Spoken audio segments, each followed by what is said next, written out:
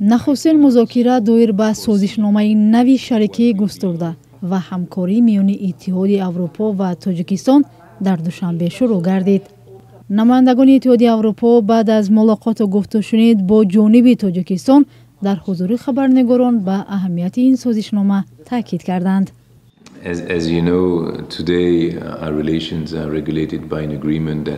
шумо медонед ки равобити кунунии мо бар пояи созишномае танзим мешавад ки беш аз 20 сол пеш имзо шуда буд. бешубҳа аз он замон то кунун на танҳо Иттиҳоди Аврупо ва Тоҷикистон тағйир ёфтаанд, балки умқ ва мавзӯи ҳамкориҳо ки мо бояд фаро гирем тағйир ёфт. иқтисод дигар шуд, вале он чи ки тағйир наёфтааст ин пойбандӣ Иттиҳоди Аврупо ба арзишҳои мисли демократия, ҳуқуқи инсон, инчунин ҳимоят аз қонунҳову назми байналмилалӣ. инҳо ҳама дар созишномаи мо калидӣ боқӣ мемонанд. Тоҷикистон хостари шомил шудан ба низоми системаи умумии бартариятҳо ё GSP+ шудааст. вале барои ин таври масъулони Иттиҳоди Аврупо гуфтанд талаботҳои пешбинӣ гардидааст. ҳадафи дуюм ин аст ки ҳукумати Тоҷикистон хостори имтиёзҳои якҷонибаи иқтисодӣ аз ҷониби Иттиҳоди Аврупо мебошад, ки бо истилоҳи GSP+ ё системаи умумии бартариятҳо плюс маъруф аст.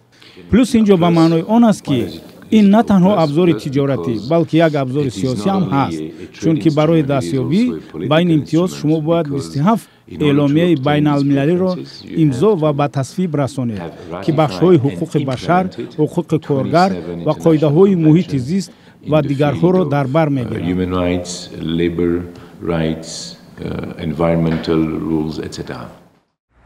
оғози гуфтушунид ё музокира барои атрофи созишномаи нав дар ҳолест ки Иттиҳоди Аврупо ки яке аз сармоягузорони аслии Тоҷикистон ба ҳисоб меравад ва ба кишвар садҳо миллион евро кӯмак кардааст, барои беэътиноӣ ба ҳуқуқи инсон дар Тоҷикистон танқид мешунавад.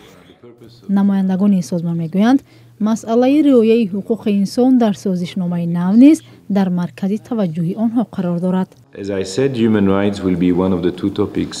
тавре ман пештар ҳам гуфтам, вале шояд ҳоло бояд дақиқтар гӯям ки ҳуқуқи инсон яке аз ду ҷузъи марказии ин созишнома хоҳад буд. шарти марказӣ ин аст ки дар сурати вайрон кардани мувофиқаҳо созишнома бекор мешавад ва ин имтиёзҳое ки мо додаем метавонанд лағв шаванд.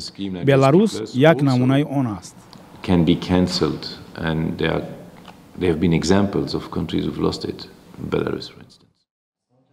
интизор меравад мулоқоти баъдии тарафҳо дар мавриди созишномаи нави шарикии густурда тахминан моҳи марти имсол дар душанбе баргузор гардад, вале дақиқан маълум нест ки созишнома миёни тарафҳо кай ба имзо хоҳад расид.